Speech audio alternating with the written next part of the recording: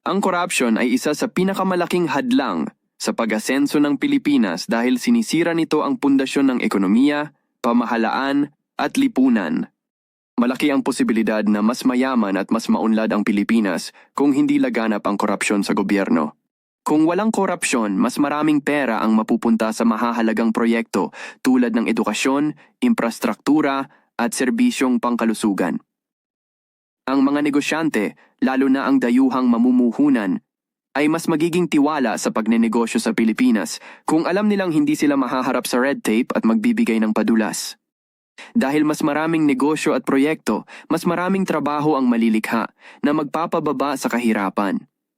Ang wastong paggamit ng yaman ng bansa tulad ng likas na yaman at buwis ay magpapalakas sa ekonomiya at makakatulong sa pag-angat ng pamumuhay ng bawat Pilipino.